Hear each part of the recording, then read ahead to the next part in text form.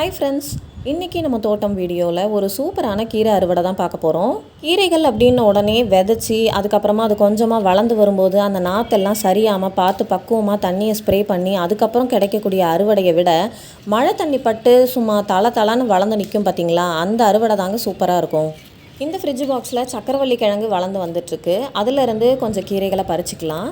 அதுக்கப்புறம் பார்த்திங்கன்னா கொடி பசலை பாருங்கள், இலைகள் எவ்வளோ பெருசாக இருக்குது அப்படின்ட்டு இதிலேருந்து ஒரு 4-5 இலைகளை பறிச்சுக்கிறேன். அடுத்து பார்த்திங்கன்னா மூக்கிரட்டைக்கீரை. இவங்களெல்லாம் கஷ்டப்பட்டு நம்ம விதை போட்டு வளர்த்து கொண்டு வரணும்னு இல்லை, எல்லாம் நம்ம தோட்டத்தை அழகாக விருந்தாளிகள். இந்த ஒரு ஃப்ரிட்ஜ் பாக்ஸ்லேயே பார்த்திங்கன்னா கிட்டத்தட்ட ஒரு 6 வகையான கீரைகள் இருக்குது. அடுத்து பார்த்திங்கன்னா குப்பைக்கீரை. பேர் தான் குப்பைக்கீரை, டேஸ்ட்டு செம சூப்பராக இருக்குங்க. குப்பை மீனியும் இதுவும் ஒன்றான்னு நிறைய பேர் கேட்குறீங்க. குப்பை மீனின்றது வேறு. அடுத்து பார்த்திங்கன்னா செங்கீரை. இந்த செங்கீரைலாம் பார்த்திங்கன்னா கணக்கே இல்லாமல் சமைச்சாச்சு. இந்த செங்கீரையிலே பார்த்திங்கன்னா 2-3 ரகங்கள் சொல்கிறாங்க. இது வந்து வெள்ளை விதைகள் வரக்கூடிய செங்கீரை. லாங் வீடியோ ஏற்கனவே நம்ம சேனலில் நான் போஸ்ட் பண்ணியிருக்கேன். அடுத்து எங்கள் வீட்டில் எல்லாருக்கும் ஆல் டைம் ஃபேவரட் நம்ம சக்கரவர்த்தி கீரை. இதை நிறைய பேர் பருப்பு கீரை அப்படின்னும் சொல்கிறாங்க. டேஸ்ட் பார்த்திங்கன்னா சும்மா சூப்பராக இருக்கும். இந்த கீரைலாம் பார்த்திங்கன்னா ஒரு 3-4 வருஷத்துக்கு முன்னாடி விதை போட்டு வளர்த்தது. அதுக்கப்புறம் அவங்களே விதைகளை ஸ்ப்ரெட் பண்ணி இப்போ எல்லா க்ரோ பேக்லேயும் இவங்க தான் இருக்காங்க. அடுத்து பார்த்திங்கன்னா வெள்ளை பொன்னாங்கண்ணி. இதையுமே நீங்கள் ஒரு தடவை நட்டு வச்சிட்டிங்கன்னா போதும், உங்கள் தோட்டத்தை விட்டு போகவே மாட்டாங்க.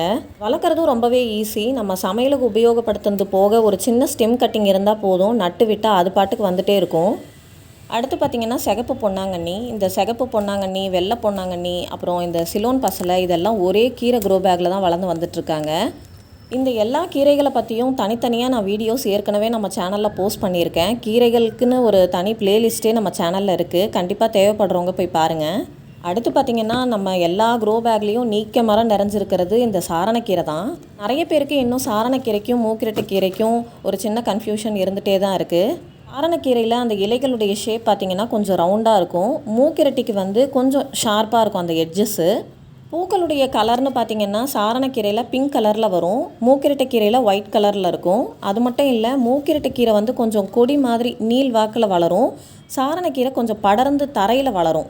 அடுத்து பார்த்திங்கன்னா அரைக்கீரை. இவங்கெல்லாம் ஒரு 4 நாள் முன்னாடி எங்கே இருந்தாங்கன்னு தெரில, 4 நாளில் இவ்வளோ பெருசாக வளர்ந்து நிற்கிறாங்க. இதுலேயும் கொஞ்சம் பறிச்சிக்கலாம். நம்ம ஒரு வாரம் 10 நாளுக்கு முன்னாடி தான் விதைகளை எல்லாம் போட்டு ஆடிப்பட்டத்துக்கு ரெடி பண்ணி வச்சுருந்தேன். இப்போ பார்த்திங்கன்னா அந்த விதைகளில் நாற்று வந்திருக்கா இல்லையா அப்படின்னு கண்டுபிடிக்க முடியாத அளவுக்கு கீரைகள் வளர்ந்து நிற்கிறாங்க எல்லா க்ரோ பேக்லேயும். பொதுவாக கீரைகளுக்குன்னு தனி க்ரோ பேக் நான் யூஸ் பண்ணுறது கிடையாது. ஒரே ஒரு கீரை பேக் தான். மீதி இந்த எல்லா கீரைகளும் மற்ற காய்கறிகளோடு சேர்ந்து வளர்ந்து வர்றது தான். அதுவும் இந்த சாரணக்கீரைலாம் பார்த்திங்கன்னா நிறைய வந்துடும். அதனாலேயே இதை நான் வேரோடு எடுக்கிறேன். ஏன்னா மற்ற செடிகளை இதை அப்படியே அமுக்கி விட்டுரும். சாரணக்கீரை, மூக்கிரட்டைக்கீரை இது எல்லாமே நம்ம தனியாக சமைக்கிறத விட இந்த மாதிரி கலவைக்கீரையோட அளவாக நம்ம எடுத்துக்கிறது நல்லது. நம்ப மாட்டிங்க, நம்ம மாடி தோட்டத்தில் இது வரைக்கும் 30க்கும் மேற்பட்ட ரகங்கள் கீரைகளில் வளர்த்துருக்கேன். நம்ம இனிய மாடி தோட்டம் அப்படின்னாலே கீரைகள் ஸ்பெஷல் தான். நிறைய பேர் கீரைகள் வளர்ப்பு பற்றி லாங் வீடியோ கேட்டுகிட்டே இருக்கீங்க ரொம்ப நாளாக. கூடிய சீக்கிரத்தில் கண்டிப்பாக கொடுக்க ட்ரை பண்ணுறேன். இந்த மாதிரி மழை தண்ணி பட்ட உடனே மலமலான்னு கீரைகள்லாம் நிறைய கிடைக்கணும் அப்படின்னா ஒன்று நம்ம கொண்டு வர்ற மண் கலவையில் அந்த கீரையுடைய விதைகள் இருக்கணும். அப்படி இல்லைன்னா நம்ம விதைகளுக்காக அந்த கீரைகளை விடணும். ஒரு 2 தடவை அந்த மாதிரி விட்டாலே போதும், அந்த விதைகள் வந்து எல்லா க்ரோ பேக்லேயும் பட்டு நிறைய கீரைகள் நமக்கு கிடைக்கும். எனக்கு தெரிஞ்சு அரைக்கீரை, சிறுக்கீரை மாதிரியான கீரைகளை விதைகள் போட்டு அதை வந்து பராமரித்து அதுக்கப்புறம் அறுவடை எடுக்கிறத விட இந்த மாதிரி தானாக வளர்ந்து வர்ற கீரைகளில் நமக்கு ஈஸியாக அறுவடை கிடச்சிரும். இப்போ இந்த கீரைகள் எல்லாம் இன்றைக்கி நான் பறிச்சிருக்கேன் அப்படின்னா திரும்ப ஒரு 5 நாளில் வேறு சில ரகங்கள் நமக்கு கிடைக்கும். இப்படி வாரத்துக்கு 2 நாட்கள் நம்ம தோட்டத்தில் இருந்தே நமக்கு கீரைகள் கிடச்சிரும். நம்மளே பிளான் பண்ணி இந்த கீரைகள் வளர்ப்பில் விதைகள் போட்டு கொண்டு வந்தால் கூட இந்த அளவுக்கு ஒரு ப்ராப்பரான அறுவடை கிடைக்குமா அப்படின்னு எனக்கு தெரியல. உங்கள் வீட்லேயும் இந்த மாதிரி ரெகுலராக கீரை அறுவடை கிடைக்கணும் அப்படின்னா நீங்கள் வளர்க்குற கீரையில் ஒரு 2 செடியை மட்டும் விதைக்குன்னு விடுங்க. கீரைகளில் எப்படி விதைக்கு விடணும் அப்படிங்கிறத ஏற்கனவே நான் செங்கீரை வளர்ப்பு வீடியோவில் சொல்லியிருப்பேன். இந்த மாதிரி பண்ணுறதால அந்த கீரையுடைய விதைகள் நமக்கே தெரியாமல் எல்லா க்ரோ பேக்லேயும் விழுந்து நமக்கு முளைச்சி அறுவடை கொடுத்துக்கிட்டே இருக்கும். மெனக்கெடாமல் உங்கள் தோட்டத்திலேருந்து ஒரு அறுவடை எடுக்கணும் அப்படின்னா இந்த மெத்தடில் நீங்கள் கீரைகளை வளர்த்து பாருங்கள்.